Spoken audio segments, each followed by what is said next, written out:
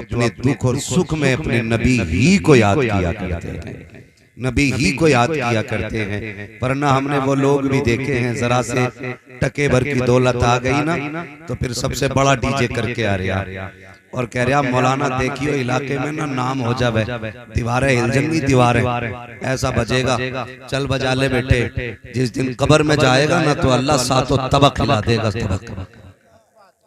ये कंडीशन है। और मुदस्सिर भाई अमीरों की कहानी अल्लाह खैर फरमाए, डीजे सबसे मशहूर वाला, नाचने वाली सबसे मशहूर वाली, और अगले दिन आके डीजे वाला तकाजे कर रहा पैसे तो दे दो, फिर औकात दिखाई दे जाती है, फिर औकात। और सही बताऊं, जो फजूल खर्ची में पैसा खर्च करते हैं ना वो लड़ाते जाकर के इमाम से निकाह पढ़ाने। तुम्हारे यहाँ 5 चल रहे हैं, तुम नए इमाम हो, हमारे यहाँ तो 2500 में पढ़ा। ये कंडीशन है, ये कंडीशन। मैं मशवरा देना चाहता हूं, हम और हमारा काम बताना है, अमल कराना नहीं। अमल वही करता है जिसे रब तौफीक देता है। और ये कुरान की निस्बतों की बरकत है जो आप शादी के वक्त हुजूर के जिक्र की महफिल में बैठे। इस घर से ताल्लुक मुफ्ती मुदस्सिर हुसैन साहब का और बाकी उलमा का भी है, और फिर खुद घर का मालिक हाफिज कुरान। ये कुरान की बरकतें आप देखें, और बेटा भी हाफिज कुरान है, क्या नाम है उनका? शानिब। तो माशाल्लाह ये भी पढ़े मदरसे में, वसीम भाई भी पढ़े हैं, तालीमी इब्तदाई दौर में इन्होंने हासिल की है। हाँ, मुफ्ती मुदस्सिर साहब ने ही पढ़ाया है। खैर, मेरा कहने का मतलब यह है कि ये कुरान से निस्बत की बरकत है, कुरान से निस्बत की बरकत है। खुदा तौफीक देना और शादी का दिन मैसर हो जाए तो डीजे ना बजाना, तमाशे ना करना, खुदा तौफीक दे तो रब रसूल को राजी करने की कोशिश करना। निकाह किसकी सुन्नत है? बोलें सारे लोग, जिनकी हो गई है कम से कम वही बोल दे। हाँ, इन्हें तो तभी पता चलेगा ना जब इनके निकाह में निकाह मिन सुन्नती कहा जाए, है ना। लोग कहते हैं ना बयान किया, बरातें तो खूब करी हैं, ठीक है। निकाह किसकी सुन्नत है? बोल दें जरा, मुझे लगे कि आप समझ पा रहे हैं। किसकी सुन्नत है? हुजूर की सुन्नत है। और डीजे इब्लीस। बताओ, सुन्नत के मौके पे हम शैतान को बुलाते। 8 दिन नहीं गुजरते जो बहू अपने असली रूप में आती है। फिर कह रहे ना वहां मियां मिले थे, उन्होंने कहीं कछोछा ले जाओ।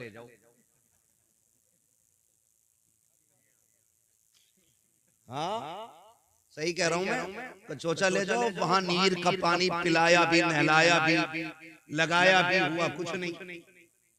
क्योंकि भूत उनके उतरते जिन पे चढ़ा करते, जो खुद भूतनी होती है उनके भूत नहीं उतरा कर। ये मैं आपको बता रहा हूं, ये बेबरकतियां होती हैं, इनसे कोई नतीजा नहीं होता। अब सभी की एक तमन्ना है, सुना है आप हर आशिक के घर तशरीफ लाते हैं, मेरे घर में भी हो जाए चरागा। चरागा, हाँ पक्के बरेल भी बैठे माशाअल्लाह। मेरे घर में भी हो जाए चरागा या रसूल अल्लाह। लेकिन हमने हुजूर को बुलाया कब? खाली कही तो दिया, मेरे घर में भी हो जाए चरागा या रसूल अल्लाह। लाइक भाई, हमारी कौम नात पे मचलेगी भी, और मचलना चाहिए, क्योंकि नात का ताल्लुक इश्क से है, इश्क से है। वो किसी प्रोफेसर ने भी लिखा था और कहा था कौम मुस्लिम की हुजूर से मोहब्बत का आलम है। बात अगर हुजूर की इज्जत और अजमत की आए ना, तो जहां नमाजी हुजूर के लिए निकलता है ना, तो वहां बेनमाजी भी रोड पे हुजूर के लिए निकल आते हैं। जहां जुब्बा दस्तार वाले हुजूर के लिए निकलते हैं, वहां इस कौम के बेदाढ़ी वाले भी निकल आते हैं। इसी हालत को देख के अंग्रेज परेशान है, कहा अभी हम तो किसानों के सीने से इश्क रसूल नहीं निकाल पाए, मौलवी के सीने से इश्क रसूल कैसे निकाला जाए? यहाँ क्यों? क्योंकि इसका रिश्ता हुजूर से दिल का है। दिल का गोया हम कहते हैं हम बेअमल जरूर हैं लेकिन बेवफा तो नहीं। हम गुनाहगार हैं लेकिन गद्दार तो नहीं है। हुजूर आपकी अजमत की बात आए हम लेटे रखे कि लानत हो ऐसे लेटने पे। हमारा तो एक ही ऐलान रहता है कि मोहम्मद से वफा तूने तो हम तेरे, ये जहां चीज है क्या लो हो कलम तेरे। लेकिन अगर हम अमली मैदान में उतर के फिर भी एक बात आपसे पूछूं, हम कितना बुलाना चाहते हैं? शादी होती है होती इधर भी। अरे शादी की महफिल में बैठे डर क्यों रहे हो? हाँ मैं यहाँ निकाह करा के नहीं भेजूंगा कि अब्बा से पूछ के नहीं आया। होती है ना, होती है। तो उससे पहले जो रस्म रिवाज हमारे हाफिज साहब हैं लेकिन भाई वो ये है कि हम लोग क्या करते हैं, पहले एक रफ तैयार करते हैं मेहमानों के लिए, रफ। फिर उसमें 4 लोग बैठते हैं, इनमें किसको रखना और किसको नहीं रखना। ये निकालते कहा इसको निकाल दो, इसने पिछली बार दावत नहीं खिलाई कहा ये कहा इसने गोट हमारे यहाँ बोटी ज्यादा खाई थी, अपने यहाँ बोटी नहीं खिलाई, इसको भी निकाल। मतलब इस तरह से हम कट करते चले, इसे रखो ये हमारे घर दावत दे के गया। ऐसे लिस्ट घटती बढ़ती रहती है। फिर बात आती है रिश्तेदारों पे, फिर बात आती है कुर्ब जवार के लोगों पे। जब रिश्तेदारी की बात आती है, लिस्ट बन जाती है ना, तो बेटा कहता अब्बा फूफा को बुलाओगे कि नहीं? कहा क्यों? कहा वो तो नाराज है। तो लोग बाप भी नाराज नहीं कह देता नहीं अगर वो नाराज है हम नहीं जाएंगे बुलाने। 4 लोग बैठ के कहते क्यों ना जाओगी जी, तुम्हारे बेटे का हाथ चोटी से रहा है, तुम्हें जाना पड़ेगा, जाओगे और बच रहोगे, हम जाके तुमसे मनवाएंगे उनको। और पूरी कौम प्रेशर डालती है, जबरदस्ती ले जाकर पैर पकड़वाए जाते हैं। आज के हालात में आपको बता दूं कितने ऐसे मक्कार लोग भी होते हैं कि 3 दिन घर में ही पड़ा रहेगा, जब खाने की बारी आएगी भाग जाता है। कहाँ है फलां साहब? कहा वो नाराज है। कहा 3 दिन से तो यही थे। कहा रोटी नहीं खाएंगे जब तक आप अपने किए की माफी नहीं मांगेंगे। इस तरह से शादियों को भी बर्बाद किया जाता है। मैं कुछ और कहना चाहता हूँ, मैं बताना ये चाहता हूँ जब लिस्ट बनाई जाती है उसमें खालू को भी मनाया गया, ताऊ चचा को भी मनाया गया, सारे रिश्तेदारों को राजी करके लाया गया। लेकिन मुझे बता तो सके, सारे रिश्तेदार आ गए, जरा दिल पे हाथ रख के बताओ, जाके पूरी दुनिया की लिस्ट चेक कर लो, सबसे ऊपर खालू का नाम मिलेगा, मामू का नाम मिलेगा। क्या किसी लिस्ट में सबसे ऊपर हुजूर का नाम मिलता है कि नहीं? आका का नाम होता है कि नहीं? नहीं होता। और यार जो नाराज थे उनको राजी करके ले आए। तुमने हुजूर को लाने का कौन सा तरीका इस्तेमाल किया? आप कहोगे मौलवी मुस्तफा को कैसे बुलाया जाएगा? तो सुनो, तुमने कार्ड दे करके अपने खालू को राजी किया, इनविटेशन कार्ड दे करके आपने रिश्तेदारों को बुलाया। लेकिन जब हुजूर को बुलाना था एक कार्ड उनके नाम का भी बनना था। आप कहेंगे कौन सा? मैं ये कहता हूँ जब हुजूर को बुलाना हो मिलाद की महफिल सजा दे, रहमत के फरिश्ते भी आएंगे, मदीने से मुस्तफा चल के तशरीफ ले आए।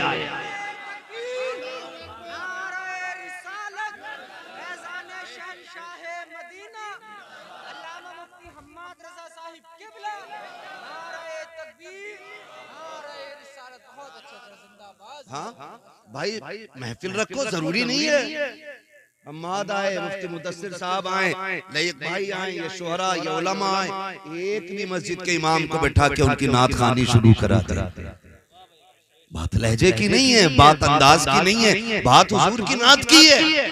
जहां नात होती है मुस्तफा अगर चाहे तो तशरीफ ले आते हैं, और अगर आना ना भी चाहे तो मजार में लेटे लेटे तवज्जो फरमा देते हैं। और हुजूर की अगर नजर हो गई ना, तेरी एक निगाह की बात है, मेरी जिंदगी का सवाल है। अगर उनकी एक निगाह हो गई ना, फिर बेड़े पार हो जाते, फिर बेड़े पार होते।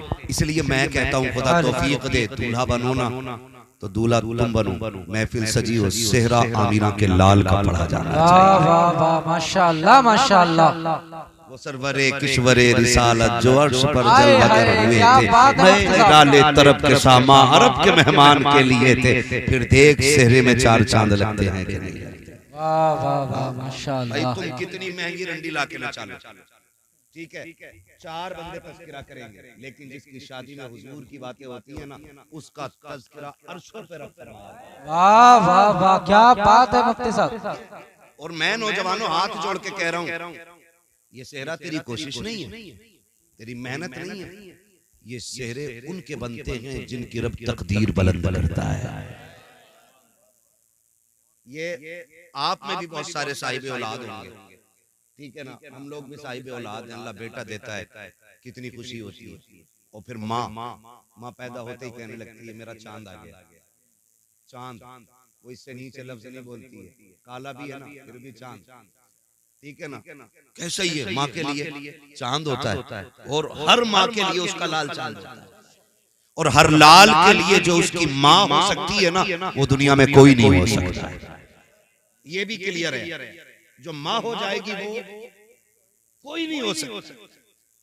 जैसी बेटा पैदा हुआ, माँ कहती मेरा चांद आया, मेरा चांद आया, मेरा चांद आया। कभी अकीके की खुशी, कभी सुन्नतों की खुशी, कभी छठी की खुशी, तरह तरह के नाम से खुशियां होती जा रही हैं। जब बेटे ने शूर की दहलीज पे कदम रखा, 4 महीने 10 दिन का हुआ, बाप ने कहा बिस्मिल्लाह खानी होनी है, इलाके को लुक़मे खिलाए जा रहे हैं, बेटे की बिस्मिल्लाह खानी है। जब बेटे ने शूर की दहलीज पे कदम रखा, अम्मा कह रही है बेटा आ गया है, इसकी दुल्हन सी चांद सी दुल्हन लेके आनी है, चांद का टुकड़ा लेकर के आऊंगी। एक ख्वाब माँ जाती है। बाप भी जब बेटा जवान होता है, 4 लोगों में जब बैठता है, लोग कहते हैं तुम्हारा भी तो बेटा जवान है, शादी कब करोगे? बाप के कंधे चौड़े हो जाते हैं, बेटे के निकाह की बातें हो रही हैं। मैं खुदा की कसम खा के कहता हूँ लोगों, याद रखना रब का बड़ा इनाम होता है उस शख्स पे, रब जिसके बेटे को दूल्हा बना देता है। वरना हमने यहाँ तक देखा है शादी में 5 दिन रह गए, बेटे का इंतकाल हो गया, शादी वाले दिन सेरे बांध के निकले और पलट के कफन में लिपट के आए हैं। लाजिम नहीं है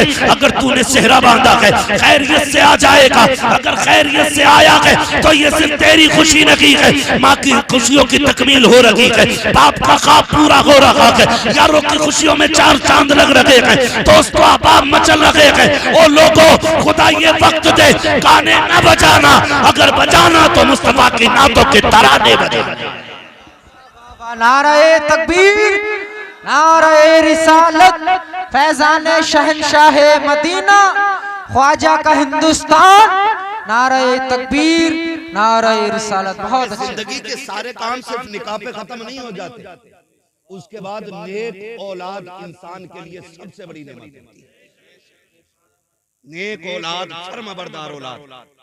पैसे में सुख सुकून नहीं है, सुने सारे लोग, अगर लगता हो ना पैसे वाला मौज में होगा, पता 8 दिन में पूरी डिब्बी खा जा रहे हैं, गोली होगी, फिर जाके सोता है। सुख चैन दौलत में नहीं, मजा तो तब है औलाद इतनी फर्माबरदार हो कि बाप देखे और उसकी आंखें देखते ही ठंडी हो जाए। ये सबसे बड़ी नेमत, ये सबसे बड़ी नेमत। अगर औलाद फर्माबरदार नहीं तो मैं कहता हूं ऐसी औलाद पे लानत है जो माँ बाप की फर्माबरदार ना। क्या करोगे पूरी जिंदगी का, कोई मतलब नहीं।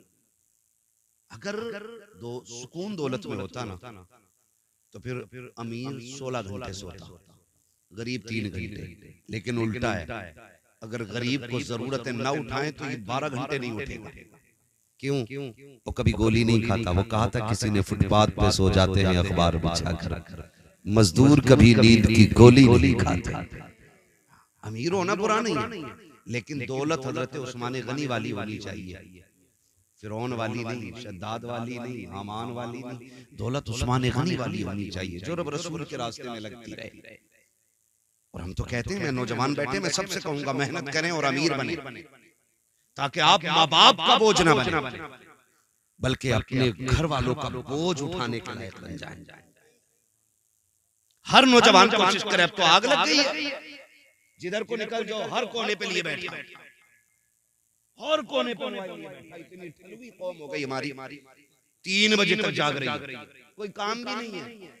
ठलवे कह रहे दुआ कर दो कोई रोजगार मिल जाए, अगर दुआओं से रोजगार मिलते हैं ऐसी दुआ करता कि अल्लाह मेरे परिवार को ना मुख्यमंत्री बना। मेहनत भी तो कोई चीज होती है ना यार, तुम पूरी जिंदगी पबजी खेलो और फिर का मौलवी की दुआ से अच्छा रोजगार मिल जाए। जिन्हें रत जगह नहीं आते ना, उनके ख्वाब कभी पूरे नहीं होते। ख्वाब वही पूरे होते हैं जो जागते हुए देखे जाते हैं, सोते हुए देखे जाने वाले ख्वाब कभी पूरे, कभी सोते हुए ख्वाब देखे जाने वाले पूरे नहीं होते, नहीं होते। ख्वाब वही पूरे होते हैं जो जागते हुए देखे जाते हैं। अभी भी निकल के आ रहे ना, हर कोने पे बैठा, ईद निकली है ना, हर कोने पे मोबाइल लिए, हर कोने पे।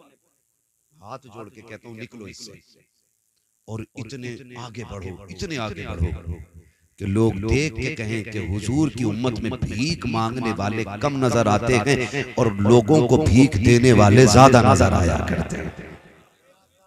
ये कैसी उम्मत बने हम, मजबूत उम्मत बने। इब्तिदाई दौर इस्लाम का आप देखें, एक खजूर खा करके रोजा रख लेते थे और उसकी गुठली मुंह में डाल करके इफ्तार करते थे। ये दौर इस्लाम पे गुजरा है। लेकिन फिर हजरत फारूक आजम का दौर आया, फिर इस्लाम ने करवट बदली है, तो फिर पूरे मदीने में कोई ज़कात लेने वाला नहीं मिलता था। ये दौर भी इस्लाम ने देखा, लेकिन वो जवान ठलुए नहीं थे, निकम्मे नहीं थे। इस्लाम के लिए जंगे भी लड़ना और बच्चों के लिए हलाल कमाई के लिए कोशिश भी करते रहे, कोशिश भी करते रहे। आज तो क्या कहते हैं, शॉर्टकट कह रहे हैं, ऐसा रास्ता मिला है 10 पे 70 दे रहे, रातों रात अमीर होने के ख्वाब। अब तो वो क्रिकेट चल रहा है, ड्रीम 11। तो ये भैया उस पे जुआ लगा रहे, उसको सट्टा ही है, वो भी एक किस्म का सट्टा है। लग गया आधा हो तो लग गया, वरना मुंह देख रहे, रोज लगा रहा है। कितने पैसे लगते? बहुत आगे हो।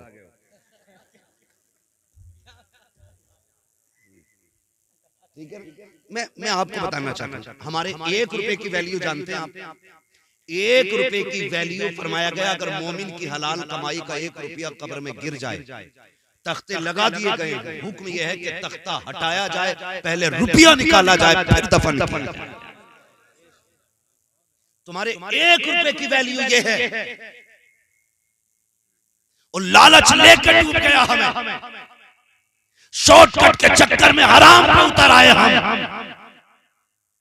अल्लाह उस दिन से पहले मौत दे दे जिस दिन हमारे हलक में हराम का लुकमा जाए। हलाल, इमाम गजाली से किसी ने कहा था, हुजूर दुआएं कब कबूल होती? अब तो रस्म चल गई है, दुआ करिए। उन्होंने भी कह दी, ठीक है जा, अल्लाह तेरा भला करे। और पता चले जो कह रहा भला करे उसका सबसे ज्यादा बिगड़ा हुआ मसला है। इमाम गजाली से कहा, हुजूर दुआएं कब कबूल होती है? फरमाया 2 काम करना, दुआएं कबूल होंगी। कहा क्या? कभी हराम ना खाना और कभी झूठ ना बोलना। हाथ तेरे उठेंगे, मकबूलियत की जमानत खुदा अता फरमा देगा। ये 2 काम करने थे, लेकिन हम शॉर्टकट के चक्कर में निकल गए। इससे भी शॉर्टकट ये है, लल्ला जवान हो गया, 10 लाख तलोंडिया वाला दे गई। अपनी मर्जी से बेटी वाला कायनात उठा के दे दे, उसकी मर्जी है। भीख मांगने वाले पैदा हो गए। 4 बेटे तो हिसाब लगा रहा, 10 कलवा में, 10 मलवा में, 10 बब्बन में, 10 अच्छन में, कितने लाख हो गए? 40 लाख का। ऐसे ही शॉर्ट रास्ते से अमीर बन जाएंगे। जहेज में मांगा गया 1 भी रुपया हराम हराम हराम। ये शरीयत है, ये शरीयत। और इस चीज ने कौम का बेड़ा गर्क कर दिया कि जब से डिमांड की आग लगी है ना, कह रहा नहीं प्रधान के बेटे से कम नहीं मिलना चाहिए, मुझे इतना दोगे तब बेटी कब मैं तुम्हारी बेटी का रिश्ता कबूल करूंगा। और खुदा के वास्ते मेरे भाई अगर 10 लाख से गुजारे हो जाए तो लेके रख ले, अगर 20 लाख से नस्लें पल जाए तो पैसे संभाल के रख ले, और अगर गारंटी ना हो तो फिर हाथ ना फैला। ये कौन दे सकता है तुझे जो खुद दूसरों के मोहताज हो? ये कैसे भले पूरे करेंगे? उससे मांग जिसके खजानों में कमी नहीं आती है। और ऐसा कौन है? बरेली वाला कहता है, कौन देता है? देने को मुंह चाहिए, देने वाला है सच्चा हमारा।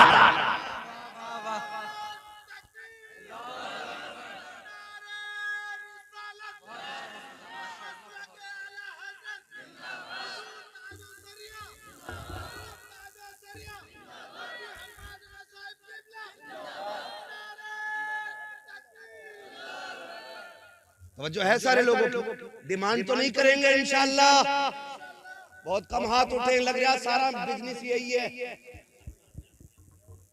ये बीच वाले लोग हो गई है भाई, जिनकी हो गई है तो वो अपने बेटों की नियत ना करें कि अल्लाह के मेले में। हाँ, कई बार हजरत ऐसा हो जाता हाफिज साहब, अब्बा दीवाना हो जाता, कहता भैया 2 सूत से कम की पिलाई ना हो, 2 इंची से कम की पिलाई ना हो। जबकि एक बार भी बैठने नहीं मिलता इस गरीब को बेड पे, और अपनी आखिरत तबाह कर रहा है। लिस्ट में बुलेट भी है ऊपर, कह रहा ये जरूर हो, कभी नहीं बैठेगा इस बुलेट पर, इसे साइकिल पे ही रहना है, मगर अपनी आखिरत तबाह कर रहा है। ना करें। इसलिए कि कोई भी बेटी वाला, मैं तो कहता हूं जिसने बेटी दे दी उसने सब कुछ दे दिया। जिसने बेटी दे दी उसने सब कुछ दे दिया। और बेटी ही का जिक्र नहीं है, गाड़ी का जिक्र है, फ्रिज का जिक्र है, एसी का जिक्र है, जनरेटर का जिक्र है, इन्वर्टर का जिक्र है, लिस्ट में सोफे भी है, पिलाई भी है, सारी चीजें के अगर नहीं है तो बेटी के औसाफ नहीं है। कोई ये नहीं पूछता है जिसके साथ निकाह किया है उसे कुरान तजवीद की रियायत से पढ़ना आता है कि नहीं, उसे नमाज दुरुस्त याद है कि नहीं। कोई ये पूछने वाला नहीं है जिसको बहू बना के ला रहे हो वो तहज्जुद गुजार है कि नहीं, जिसे तुमने बहू बनाया है वो फजर वक्त पे पढ़ती है कि नहीं, जिसको तुम घर की रौनक बना रखे हो उसके लहजे में कुरान की खुशबू आती है कि नहीं। कोई पूछने वाला नहीं है जिसको तुम चांद का टुकड़ा कह रखे हो उसके माथे पे सजदों के निशान है कि नहीं, जिसे तुम जन्नत की परी कह रखे हो। बता तो सही अखलाक में खातून जन्नत का किरदार नजर आता है कि नहीं। खुदा की कसम करोड़ों ले आओ, अगर औरत बतमन लाए हो मोहताज रहोगे, खाली हाथ ले आओ, नेक औरत ले आओ, अल्लाह तुम्हें दुनिया ही में बादशाहत अता फरमाए। ये करे कोशिश, अल्लाह निकाह आसान करने की तौफीक अता फरमाए। डिमांड तो नहीं करेंगे ना इंशाअल्लाह। नेक औरत तलाश करें नौजवानों, नेक। और आपको मैं बता दूं बहुत जरूरी बात, वक्त बड़ी तेजी से बढ़ रहा है, मैं भी समझ रहा हूं कि अब ये वक्त गुफ्तगू का नहीं है क्योंकि वक्त ही इतना हो चुका है। तो वजह है सारे लोगों की, जितने सुनना चाहते हैं वो कह दें जरा या रसूल अल्लाह। सारे ही सुनना चाह रहे हैं, बहुत अच्छे लोग हैं माशाअल्लाह, खुदा सलामत रखे। मैं एक बात कह रहा हूं, देखें एक जरूरी बात, सारे नौजवान सुने। शादी तक ना माँ बाप बड़े अच्छे लगते हैं और शादी के बाद अच्छे नहीं लगते, ये भी एक मसला है। शादी के बाद माँ बाप अच्छे नहीं लगते, 90% ये शिकायत है, समझ रहे? 90% लोगों की शिकायतें रहती है। नौजवानों में एक बात बताऊं, हमेशा याद रखना, औरत की जगह दिल में है और औरत तुम्हारे दिल में रहती है लेकिन तुम माँ बाप के दिल में रहते हो, ये याद रखना। तुम औरत को दिल में रखते हो और तुमको माँ बाप दिल में रखते हैं। इसलिए तुम्हारे लिए दुनिया में सबसे बड़े माँ बाप रहने चाहिए। उसमें मैं भी अपने आप को शामिल कर रहा हूं। हम सब के लिए सबसे ज्यादा अहम माँ बाप होने चाहिए। होता क्या है, कसम खा के कहता हूं मैंने देखा नहीं, बेटा जब दूल्हा बना होगा ना, हाजी बारात गई थी, किसी ने देखा कि हाफिज सलीम साहब की खुशियों का आलम क्या था। भाई दोस्तों की खुशियां कितनी होती है, जैसे दूल्हा के कपड़े वैसे दोस्तों के कपड़े, ये भी सूट में, वो भी सूट में, ये भी बूट में, वो भी बूट में। हाँ, मगर इतना न किया करो नकल, थोड़ी बहुत फर्क रहना चाहिए ताकि दूल्हा का पता लगता रहे कि दूल्हा है कौन सा। 5 दोस्त हैं, 5 कोट पैंट में, 5 काले में, ये कंडीशन। तो थोड़ा सा आज तो उसे सजने दो, जो सबसे गोरा होता वो उसकी करवट में घुस के बैठता है, आज तो इसे दूल्हा बना दिया, क्यों इसे और ज्यादा खराब कर रहा है। आज इसका दिन है, दोस्तों का नहीं, आज इसका दिन है। तो मैं ये कहना चाह रहा हूं आपसे कि दोस्त कितनी नकल करते हैं कि दोस्त जैसे कपड़े, दोस्त जैसे ड्रेस, दोस्त जैसा पहनावा, सारे दाएं बाएं चल रहे हैं। लेकिन जानते हो जब भाई दूल्हा बना करते हैं, बहनें आके खड़ी हो जाती हैं सेहरे पर। कई बार देखा गया है, कभी पानी के छींटे दे रही हैं, ये क्या कर रही है, कहा मेरे भाई को किसी की नजर न लग जाए, मेरे भाई को किसी की नजर न लग जाए। ये बहनों के रिश्ते होते हैं। और माँ को देखो, माँ बार बार कह रही है अल्लाह मेरे चांद को सलामत रखना, अल्लाह मेरे लाल को सलामत रखा, अल्लाह मेरे लाल को खैरियत से लेके जाना। जब दूल्हा घर से निकलता है, जहां तक नजर जाती है, सबसे देर तक देखने वाली आंखें माँ की हुआ करती हैं, पलट के आने का इंतजार करने वाली जो दरवाजे पे बिछी रहती है पलके, वो माँ की होती है। मुझे बता तो सही, माँ से ज्यादा तेरा इंतजार किसने किया, माँ से ज्यादा तुझसे प्यार किसने किया? तू दूल्हा बना था, कोई कपड़े देख रहा था, कोई अपने जूते चेक कर रहा था, लेकिन माँ और बहनें ये मुड़ मुड़ के तुझे देख रही थी। कभी पानी के छींटे, कभी सुरमे के टीके, कभी बार बार नजरें उतारना, मेरे लाल को किसी की नजर न लग जाए। मुझे बता तो सही, तेरे जाने के वक्त में तेरे बाप का पैर जमीन पे नहीं लगता था। लोग पूछते थे कि बाप कौन सा है, का तलाश करो। आज जिसकी खुशियां आसमान पे होगी वही बाप लगता नजर आएगा। बाप तनहा अलग दिखाई देता है कि ये बेटे वाला है, मगर जरा दिल पे हाथ रख के बता, अभी शादी को 15 दिन हुए हैं। माँ से कहता है सुन, मेरे कमरे पे आके दस्तक ना देना, मेरी बीवी को अच्छा नहीं लगता है, तुमसे झाड़ू नहीं लगती है। अभी 8 दिन हुए हैं, उससे झाड़ू लगवाने चली हो, अभी 8 दिन हुए हैं, उससे चाय बनवाने चली हो। मुझे बता तो सकी, तू किससे बात कर रहा है? ये वो है जिसके बारे में इमाम अहले सुन्नत ने कहा है, सरकार आला हज़रत फरमाते हैं, अगर माँ बाप से बात करने का इरादा हो पहले इजाजत लो, अगर वो कहते तब बात करो। आला हज़रत कहते हैं माँ बाप की बारगाह में ऐसे जाया करो जैसे रियाया बादशाह के दरबार में जाया। वाह बाबा, सुभान अल्लाह, नारे तकबीर। नारा मुख्तसर कर, मुझे बहुत कम वक्त में बातें करनी है, तवज्जो है भाई। तो ये माँ बाप होते, और अभी 8 दिन नहीं हुए माँ बाप से बिगड़ गए, माँ बाप से बिगड़ गई हमारी। क्यों? फिर वो उधर से उधर, उधर से उधर कान भरने, इधर के उधर सुनने। सुने भाई, सिर्फ एक बात याद रखो, माँ को माँ का हक दो, बीवी को बीवी का हक दो। इस्लाम न बीवी का हक छीन के माँ को देने की इजाजत देता है, और न माँ का हक छीन के बीवी को देने की इजाजत देता है। ये याद रखिए, ये नहीं है। लेकिन गुलामी मत करना औरत की कि अम्मा ये रोटी नहीं बनाएगी, रोटी तुझे ही बनाएगी। झाड़ू पोछा इसको नहीं करना, अम्मा तुम करो। बीवी को पहला सबक पढ़ा देना, उससे कह देना सुन, मेरी जन्नत मेरे माँ बाप के कदमों में है और तेरी जन्नत मेरे कदमों में है। अगर अपनी जन्नत बचानी है ना, तो फिर मेरी जन्नत हाथ से नहीं जानी चाहिए। ये सिर्फ इतना सबक आपको पढ़ाना है। बीवी समझदार होगी तो फिर समझ जाएगी, फिर पूरी जिंदगी इंशाअल्लाह अगर माँ बाप राजी रहे ना, तो फाकों में भी जन्नत के मजे आएंगे, फाकों में भी जन्नत के मजे आएंगे। मैं नौजवानों जानता हूँ कितने हम में से परदेश रहते हैं, कितनी मजदूरियां करते हैं, कितने थकते हैं लोग। ठीक है, जब नींद आती है ना थक के, तो मैं गारंटी के साथ कहता हूँ कभी भी VIP गद्दों पे उतनी अच्छी नींद नहीं आती जितनी अच्छी नींद माँ बाप के कदमों में बैठ के आया करती है। ये याद रखना। इसलिए मेरी गुजारिश है, आज ना तलाक़ें और झगड़े बेटी वाले भी कम नहीं है। जरा सी बात ससुराल में हो जाती है बेटी के ना, तो अब जो ये फसाद सबसे ज्यादा हुई मोबाइलों की वजह से हो रही है। इतनी चालाक औरतें आ रही हैं, फोन लगा के ना ऐसे रख लेंगी। और कंगे बताइए क्या कह रहे थे मेरे अब्बा के बारे में, रिकॉर्डिंग ना डायरेक्ट चल रही है। क्या कह रहे थे मेरे अब्बा के बारे में, कह के दिखाओ। मेरे भैया क्या कही थी तुमने? अभी फोन कटता नहीं, गाड़ी दरवाजे पे आ गई, पकड़ो इसे।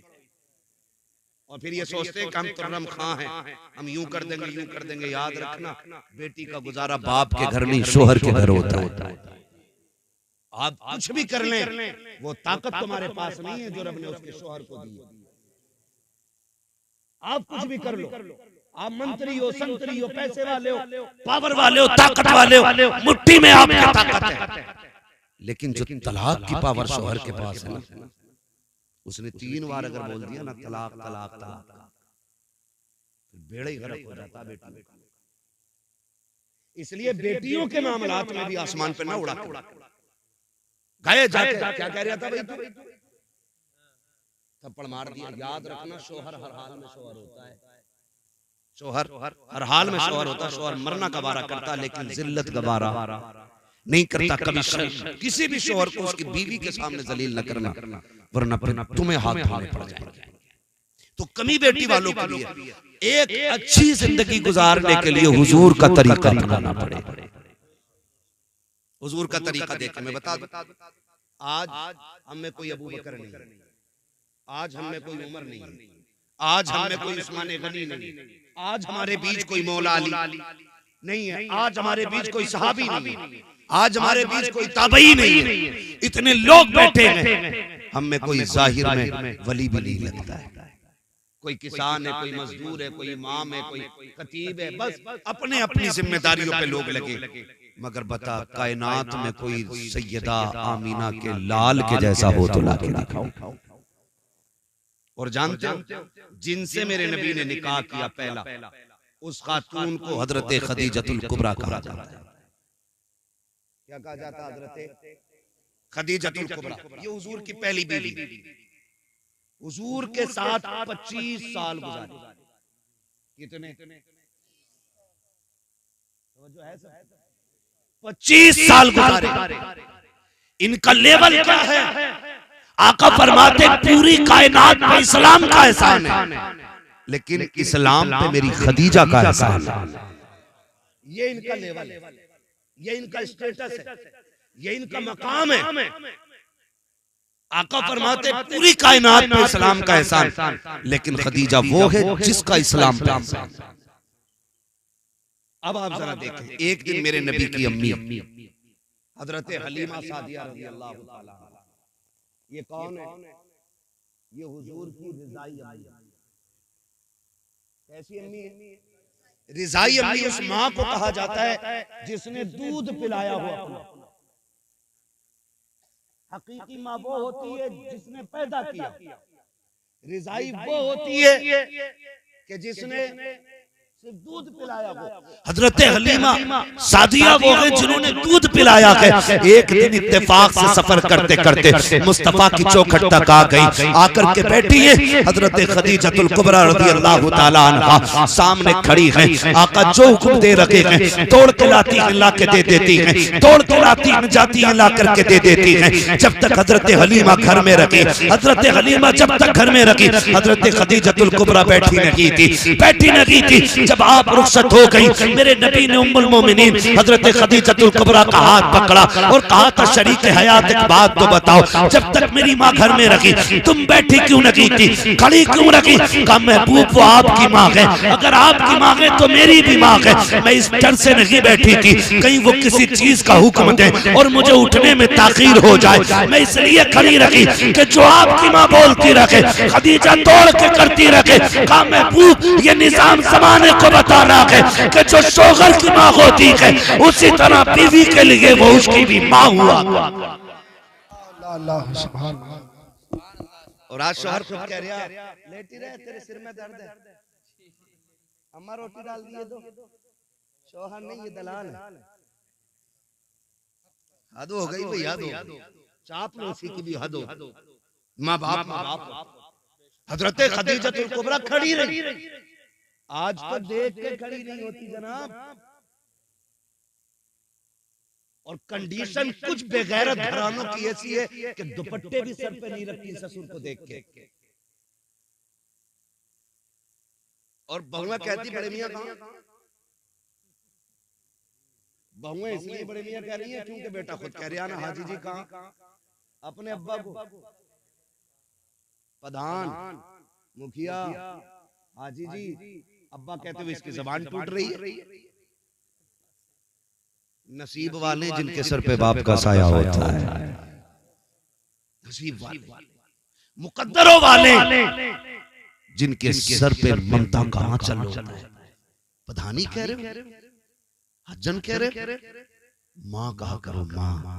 अल्लाह ने इस लफ्ज में इतना सुकून रखा है कि जब चोट लगती है ना तो पहला लफ्ज माँ निकलता है। कभी बच्चों को देखो, बाप की गोद में होगा, चोट लग जाए तो कहेगा अम्मा। क्यों? क्योंकि अल्लाह ने इस लफ्ज में मिठास भी रखी है और सुकून भी रखा है। सुकून भी रखा। नबी की अम्मी आई, हज़रत खदीजतुल कुबरा खड़ी रही। आज हमारी अम्मी आए ना, वो कहे बेटे तेरी बीवी को मैंने आवाज दी थी, उठी नहीं। कहा ना उठी तो तुम्हें कोई जरूरी था आवाज देना? वो तकव्वी थी, सो गई। ये कहते हो ठीक है अम्मी, हम उससे बात कर लेगा। इस तरह से माँ बाप के लहजों की कदर किया करो, उनकी इज्जत हमें करनी चाहिए। वो माँ बाप है, वो बीवी नहीं है, माँ बाप है, उनका एक एक बाल पे एहसान है हमारा, एक एक बाल। अगली बात करने लगे निजाम मुस्तफा घरों में लाइए, फिर देखिए घर कैसे जन्नत लगती है, घर कैसे जन्नत लगती है। आज धीरे धीरे वो तुम्हें माँ बाप से दूर करती है, फिर बहनों से दूर करती है, फिर भाइयों से अलग कर देती है, और फिर जब अपनी पे आती है खुद जूता लेके खड़ी हो जाती है। फिर कहते हो तावीज दे दो मौलाना, बीवी फरमा बरदार मरखाना बैल तूने नाथ लिया, एक बीवी कंट्रोल नहीं। अब हमसे कहाँ मुंह बंद हो रहा है भाई, ये मुंह तुझे बंद करना था।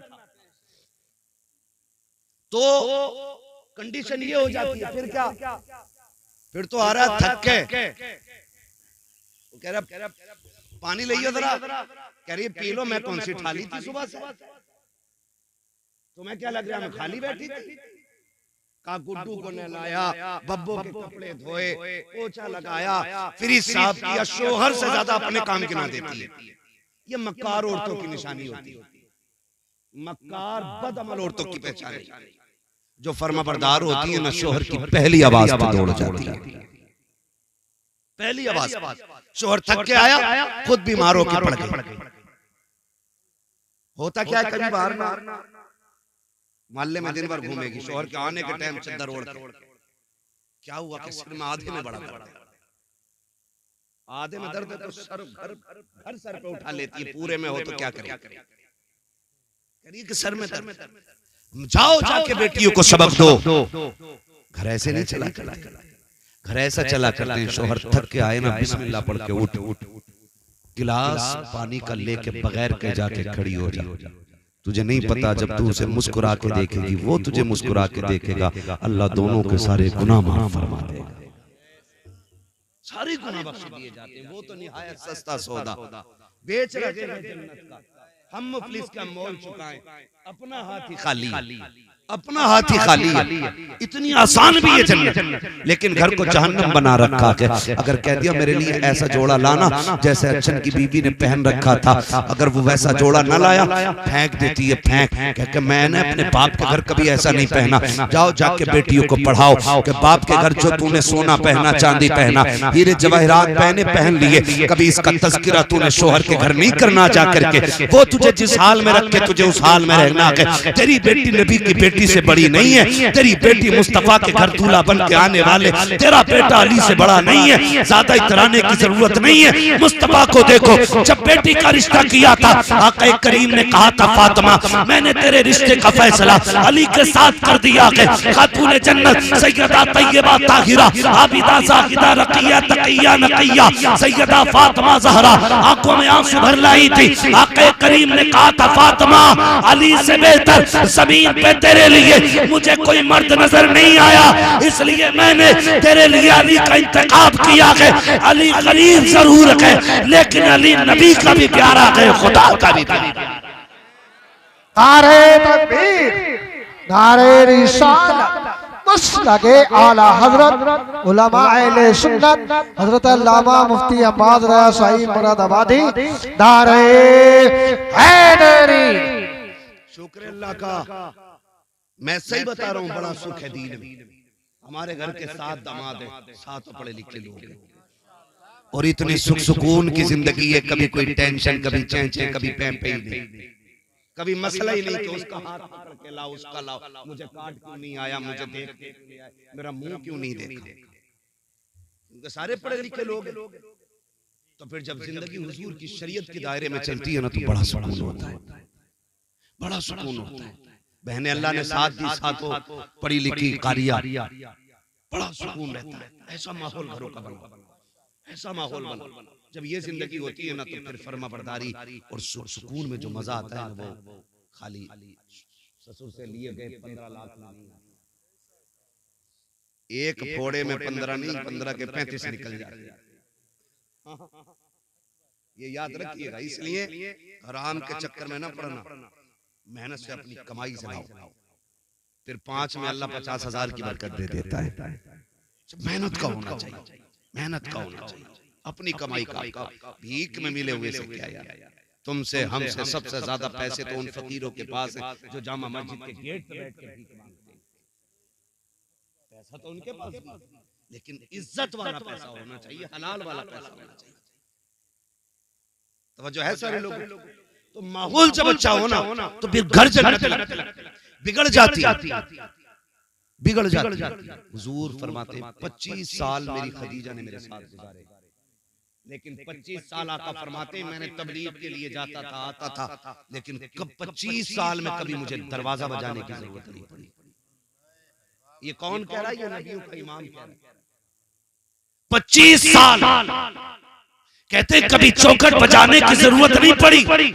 आका फरमाते एक दिन आया, मैंने खदीजा से कहा, खदीजा क्या बात है, मैं कभी खांसा नहीं, कभी आवाज नहीं दी, कभी कुंडी नहीं बजाई, कभी हाथ नहीं मारा, तुम्हें कैसे पता चल जाता मैं आ गया?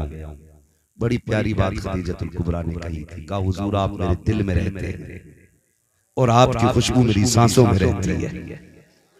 हुजूर कहना उन्हें पड़ता है जिनके आने का पता ना हो।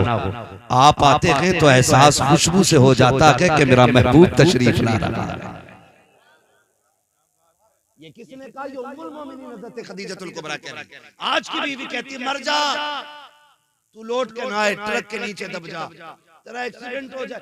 ये कह के शोहरों को रुखसत करती है। मैं जाओ जाके बहन बेटियों से कह देना, शोहर दुनिया की तेरे लिए सबसे बड़ी दौलत है। आज अगर ये जिंदा के तेरे ऊपर सुर्ख जोड़ा भी अच्छा लगता है, हरी पीली चूड़ियां भी तेरे हाथ में अच्छी लगती है, तू सोना पहने तो रानी लगती है, जोड़े पहने खूबसूरत तो शहजादी लगती है, जिससे तू ट्रक के नीचे मरने की दुआ दे रखी है, जिसके बारे में कह रही तेरी सूरत नहीं देखनी है, जिस दिन ये मर गया और सफेद कफन में लिपट गया, खुदा की कसम सफेद जोड़े के अलावा तेरे बदन पे कोई कपड़ा अच्छा नहीं लगेगा, तेरे हाथों की चूड़ियां उतार ली जाएंगी, तुझसे हंसने का हक खत्म हो जाएगा। एक बेवा की जिंदगी क्या होती है? जा किसी बेवा से जाके पूछ, आज तुझे घमंड है अपनी जवानी पे, अपनी ताकत पे और अपनी इज्जत पे। सोच, जिस दिन शोहर चला जाएगा कोई थूक के तेरी तरफ देखने के लिए तैयार नहीं होगा, कोई तुझे 2 वक्त की रोटी देने के लिए तैयार नहीं होगा। आज जो हुकूमत चल रही है ये तेरी पावर की वजह से नहीं, ये तेरे शोहर की वजह से चल रही है। इसलिए जाओ जाके बेटियों से कह देना कभी शोहर की मौत ना मांगना, मौत ना मांगना। अल्लाह तौफीक दे, ये घर से निकले फिर मुसल्ले बिछा, फिर झोली फैला के अल्लाह सुहाग के जोड़े में छोड़ के गया है सुहागन मिलाना। दुआ करना तेरा काम है, खैर से रब को तुझसे मिला देना ये उसका काम है। ये जाके तालीम हमें बच्चों को देनी है। हज़रत खदीजतुल कुबरा की ये जिंदगी आप कई बार ना मैं अभी कुछ दिन पहले ये खबर चली थी कि किसी शख्स का एक्सीडेंट हुआ, बड़ा पैसे वाला था, दुनिया बड़ी मतलब ये भी याद रखना। आज अगर हम किसी के काम आ जा रहे हैं ना तो फिर उसकी मौज लग जा रही है, फिर वो खालू भी कह रहा, चचा भी कह रहा, ताऊ भी कह रहा, भैया भी कह रहा। अगर तुम्हारी उससे कोई गर्ज पड़ गई ना फिर कह हाँ यार मिले तो थे, फिर ऐसे कर देते बड़े मतलबी लोग।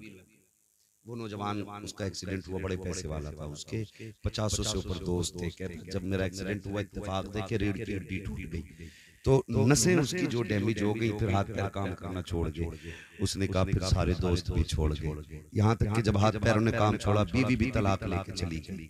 उसने कहा तेरे जैसे मोहताज के घर में क्या रहना। उसने रो के कहा था, उसने कहा जब मुझे होश आया मैं जब भी सुबह को उठ के ना आंखें खोलता कोई और नहीं, मेरे बिस्तर पे मेरी माँ बैठी हुई मिला करती थी। दुख में दुनिया छोड़ जाती है, माँ बाप नहीं छोड़ा करते, माँ बाप नहीं छोड़ा करते। ये दुख में नहीं छोड़ते, तुम इन्हें सुख में छोड़ गए। ये परेशानियों में नहीं छोड़ते, तुम इन्हें राहत के वक्त छोड़ गए। नहीं तुम्हारा खर्चा हमसे नहीं उठता, गैरत नहीं आती है। अमीर बनना है तो माँ बाप पे खर्च किया करो, अमीर बनना है उनके खर्चे उठाया करो। अल्लाह इतना देगा तेरी 7 पुश्तों से संभाला नहीं। याद रखिएगा पानी उसी बर्तन में मजीद आता है जिसका कम होता रहता है।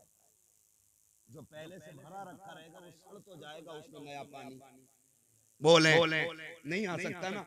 नए पानी के लिए बर्तन का खाली होना जरूरी है, और खाली वहां करो जहां हरियाली होती हो। माँ बाप से ज्यादा खुशहाली किसके चेहरे पे नजर आएगी? इनके ऊपर खर्च करो, इनके ऊपर खर्च करो। आप तारीख का ये बाप पढ़े और जाओ जाके बेटियों को भी ये समझाओ, बेटों को भी समझाओ। और मैं एक बात बता दूं, मैं सिर्फ बहू के हवाले से नहीं कर रहा हूं, मैं शोहर के हवाले से भी अगर बात करूं बड़ा वक्त लग जाएगा। सिर्फ इतना बता दूं, हुजूर ने बीवियों के साथ कैसे रवैया इख्तियार किया। ताली दोनों हाथ से बचती है, एक से नहीं, खाली औरत ही नहीं, आपको भी उसकी इज्जत करनी पड़ेगी, उसको रिस्पेक्ट देनी पड़ेगी ताकि उसका हौसला बुलंद रहे। ये नहीं कि हम औरत को पैर की जूती समझने लग जाए, ऐसे जिंदगी नहीं। उम्मुल मोमिनीन हजरत आयशा सिद्दीका रज़ियल्लाहु ताला अन्हा फरमाती, एक दिन ना दरवाजा बजा, कहती जब दरवाजा बजा ना तो मैंने कहा कौन है, अंदर आ जाओ।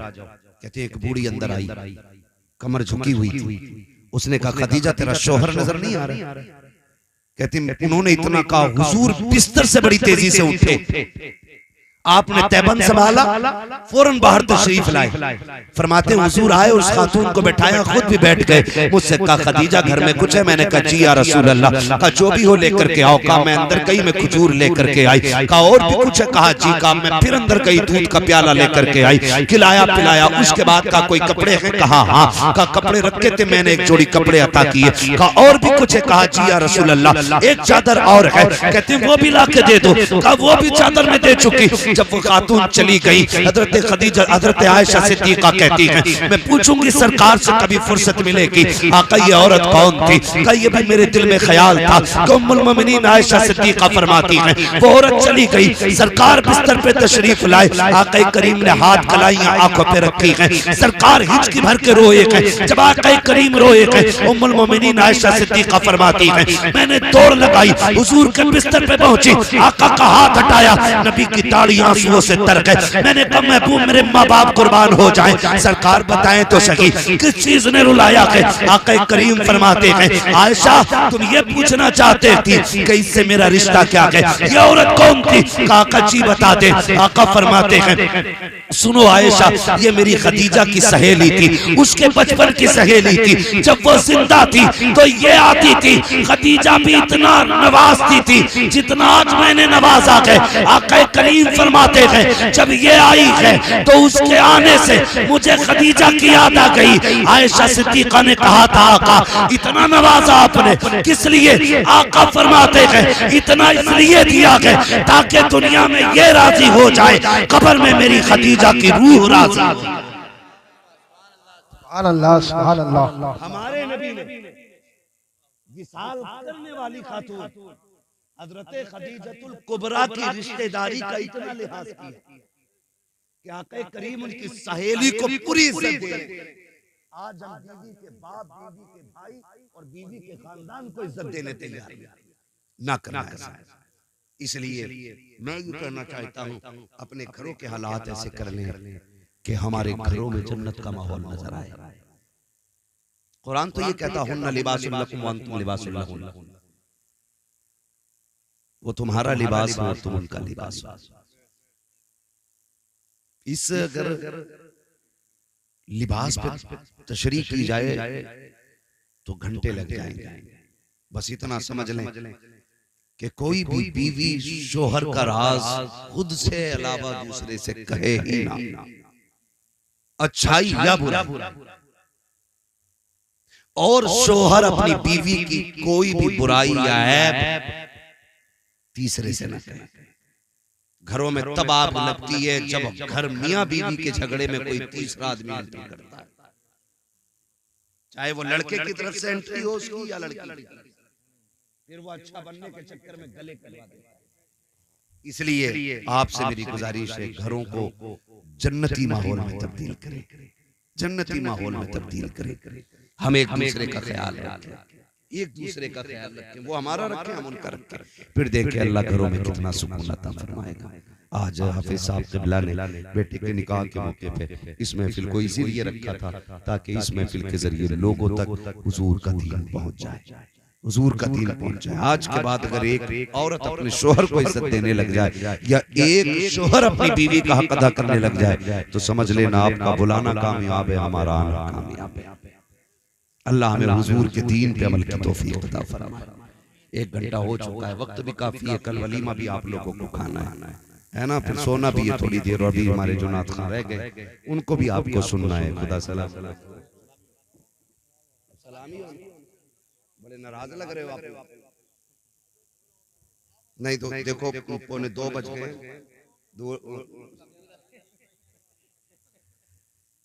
समझ रहे मेरी बात? अल्लाह तौफीक दे, बस इतना कर। वादा करेंगे इंशाअल्लाह डीजे नहीं बजाएंगे। ये पीछे वाले क्यों लेकर भाई, कर लो वादा, अगर मन में हो तो, ना हो तो फिर तुम्हारी मर्जी। जिसका मन चाहे वो बात करे। डीजे तो नहीं बजवाएंगे इंशाअल्लाह, बिल्कुल बंद किया जाए। वरना हम जिस कंडीशन में आज चल रहे हैं ना, काबिले रहम है हम लोग, काबिले रहम। सारे दुश्मन ताकतें आज हमारे पीछे लगी हुई, सारी दुश्मन ताकतें। तुम्हें क्या बताऊं, मेरी करवट में पितलखाना है। ईद नहीं गुजरी है, 2 नुमाइशें लगी और सारी लड़कियां उछल जा रही। हमारी बेगैरती की इंतहा हो गई। पैसे वाला होना बड़ी बात नहीं, गैरत वाला होना बड़ी बात। वाह वाह वाह। पैसे लानत है। कई जगह पे ईद डीजे बजा के मनाई गई। हाँ, अभी टांडे से निकल करके 1 घंटा जाम में फंसे रहे। का ईद चल रही है, कौन सी बदमाशी ईदों में नहीं हो रही है? इस उम्मत पे अगर ये जालिम मुसल्लत नहीं होंगे तो फिर क्या जिब्रील आएंगे अचानक? ओ भाई, मौत आनी है, मौत। चाहे नकाब पहन के मेले में जा या नंगी होके मेले में जा, मेले का हुक्म है। मैं तो एक बात जानता हूं, अगर इस्लाम औरत को मस्जिद में जाने की इजाजत नहीं देता है तो मेले में जाने की ये बाप होता कौन है जो इजाजत दे रहा है? अगर उसे जाने की इजाजत होती भीड़ में तो पहले इस्लाम ये कहता ना, चल जुमा पढ़ लेकर। जब इस्लाम जुमे की इजाजत नहीं देता तो बेगैरत झूले पे बैठने की इजाजत किसने दी? और फिर जब चौक में आएंगे तो मौलवियों के भी उस्ताद लगेंगे, कलाइयां चढ़ा के कहेंगे हम जाने हैं मौलवियों को। बेगैरत तेरे जैसे दौलत वाले बेगैरत से तो गरीब 5 वक्त नमाज पढ़ाने वाला इमाम 1 लाख दर्जे ज्यादा अच्छा। उस पे पैसा नहीं है मगर गैरत तो है। हमारी कौम की गैरत का जनाजा निकल गया। शर्म आती है, तकलीफ होती है, फिर कहते हैं वो उसके साथ भाग गई, वो कपिल के साथ भाग गई, वो फला क्यों नहीं भागेगी? जब तुम शरीयत की हदें तोड़ोगे अल्लाह तुम्हें उजाड़ के रख देगा। याद रखिए, ये जुमले न समझना, ये कड़वी सच्चाई है। उसके दीन से खेलोगे वो तुम्हारी नस्लें उजाड़ देगा। और कोई माई का लाल ऐसा पैदा नहीं हुआ जो खुदा से सामने से झगड़ा। समझ रहे हो? डरें अल्लाह के अज़ाब से, बदलें अपने तरीके को। वादा करें इंशाअल्लाह कभी डीजे बजेगा तो देखेंगे भी नहीं जाकर। हालात ये ऐसे गंदे गाने चल रहे हैं कि आदमी, मर्दों को तो गैरत आ जाती है, जो बहन के सामने डीजे बजवा रहा है उस बेगैरत को गैरत नहीं आ रही, नहीं होनी चाहिए। अल्लाह तौफीक दे, फितनों से निकले। खुदा सबको बेटे दे, उनके सेहरे बंधे और उनकी शादियां हो, बातें हुजूर की होने लग जाएं। फिर तज़किरे फरिश्तों में भी हो, रब अर्शों पे तज़किरे करे।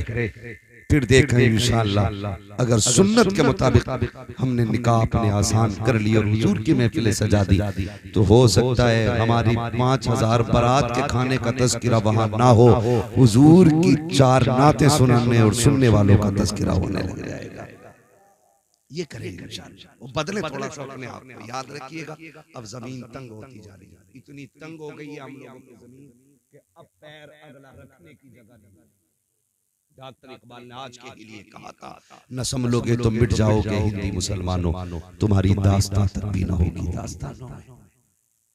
अभी वक्त के दिल के हवाले से मुफ्ती साहब कह रहे थे, है हवा पता है किस कंडीशन में हम खड़े, जगहें नहीं मिलेंगी दफन होने को, अपनों के कब्रों पे फाता पढ़ने की जगह नहीं मिलेगी। वो दौर आ रहा हम लोगों को, सजदे करने के लिए मस्जिदें नहीं मिलेंगी। आज वक्त है अल्लाह को राजी कर ले, आज वक्त है कोशिश करें हमारा रब राजी हो जाए। अगर वो राजी हो जाता है ना, फिर 313 को हजारों पे फतह अता फरमा देता है। ये उसी का काम है कामयाबी देना, उसी का काम है। वो इज्जतों का मालिक भी है, जिल्लत भी उसी की कुदरत में। जिसे चाहे इज्जतों से नवाज दे, जिसे चाहे जलील कर दे, वो इज्जत जिल्लत का मालिक है। इसलिए मेरे अजीज, हम अपने रब को मनाने की कोशिश करेंगे इंशाअल्लाह। और याद रखिएगा, जिन घरों के उसूल तरीके अच्छे होते हैं, उन घरों की आने वाली नस्लें अच्छी होती हैं। मैं अक्सर एक बात कहता हूँ, जमीन अच्छी होती है तो फसल अच्छी होती है, माएँ अच्छी होती हैं तो नस्ल अच्छी होती है। ऐसा माहौल बनाइए, दीन वाला माहौल, शरीयत वाला माहौल। मैं आपसे ये नहीं कह रहा आप मुसल्ला लेकर मस्जिद में जाएं, मैं आपसे ये नहीं कह रहा आप तस्बीह गले में टांगे रखें, लेकिन इतना कह रहा हूँ कि चलते वक्त ये सोच लिया करो, ये चलना हुजूर को पसंद है कि नहीं, ये लेटना हुजूर को पसंद है कि नहीं। हम जो ये गाली दे रहे हैं सामने वाले को, इससे अल्लाह राजी होगा कि नाराज होगा? 2 मिनट लगेंगे, जबान बंद कर लो कि बड़े गुनाह से बचाओ।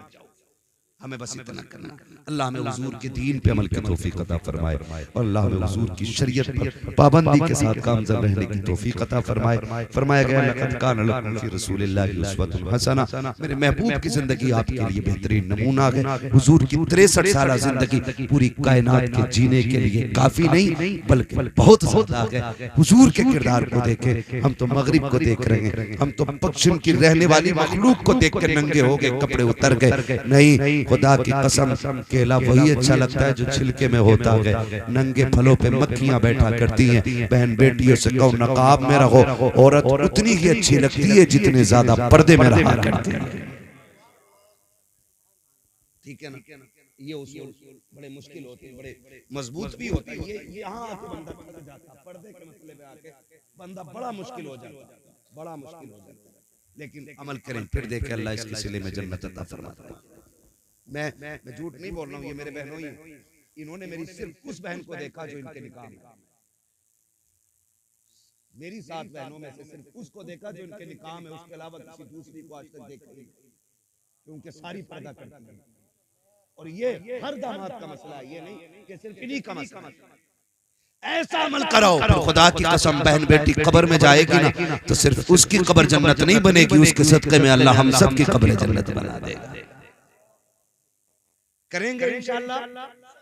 और कोई बड़ी बात नहीं है हुजूर के दीन के लिए। हाँ, कुछ दिन झगड़े होते हैं, कुछ दिन लोग बातें करते हैं कि नहीं उनके यहाँ तो मेहमान को इज्जत नहीं मिलती, उनके यहाँ तो बाहर बैठाया जाता है, उनके यहाँ तो पानी नहीं मिलता, उनके यहाँ नहीं जाना। कुछ दिन बातें होंगी, लेकिन हमें दुनिया से क्या मतलब है, हमें तो अपने रब रसूल से मतलब है।